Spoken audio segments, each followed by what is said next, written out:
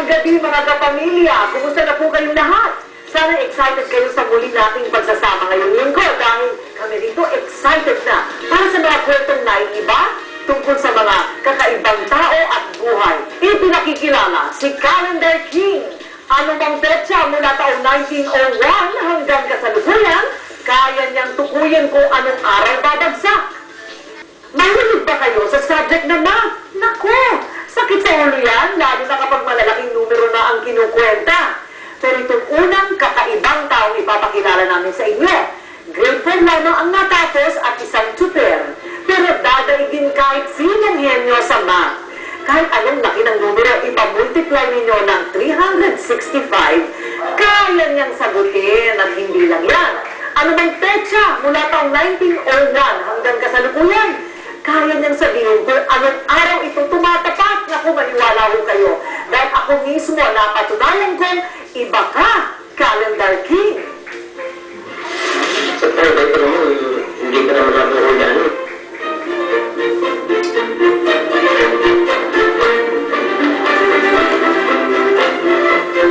Siya ang tutor na si Mang Efren. Mas tanyag bilang si Calendar King. So kaya daw ni Mr. Calendar King na alamin kung ano talaga ang mga pinagbabagsakan ng mga petsa sa numero sa araw. Sige nga, i-testing natin si Calendar King.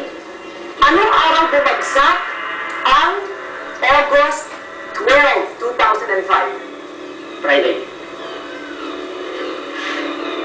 Tumpak!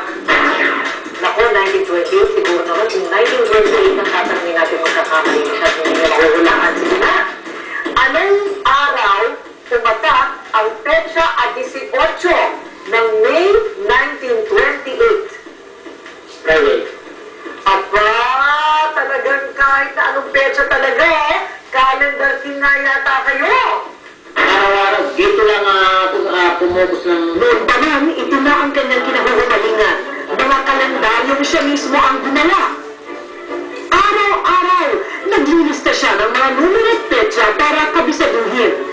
Kahit na anong petsa mula taong 1901 hanggang sa kasalukuyan, kaya niyang sabihin kung anong araw ito papatak. Hanggang sa pamamasada ng jeepney ay pagkukwenta pa rin ng mga numero ang nasa isip nito. 65 times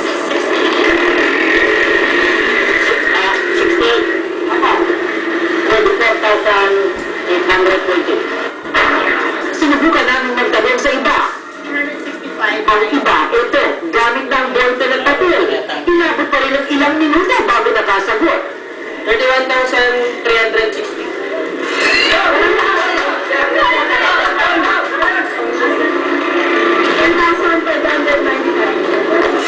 Pero si Calendar King, ibang klase. On the spot man ang tanungan.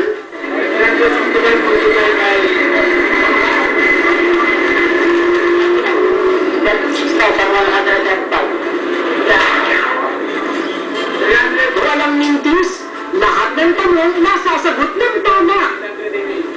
24,120. Pinapatan namin ang mas mahirap na tanong ang bilis ng pagkalkula ni Tatang. Pinakamahihirap na mga numero ang pinili talaga namin. Tingnan natin kung masasagot pa niya, ha? 365 times 392. 143,080.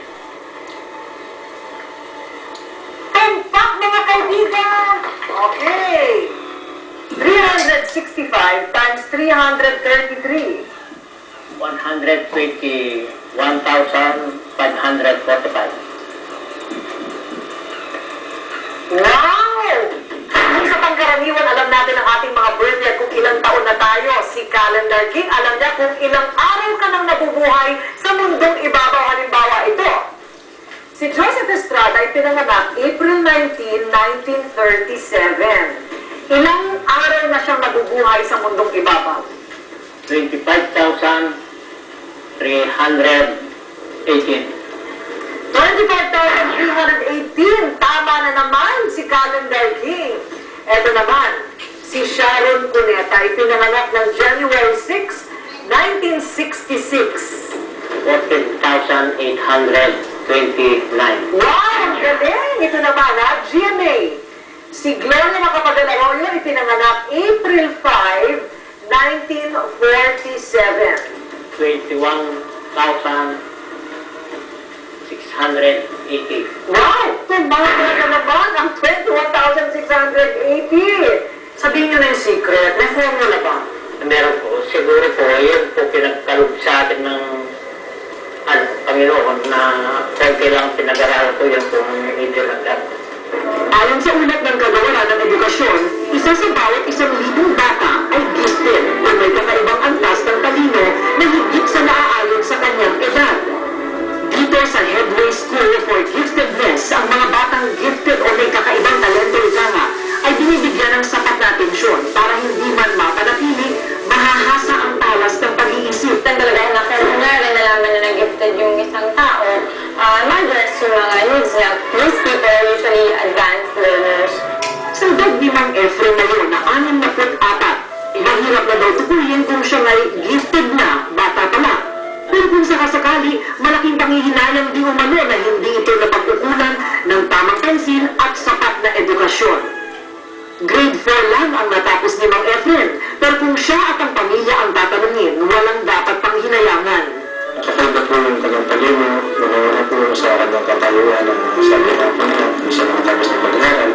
Pero ang talas po ng isip.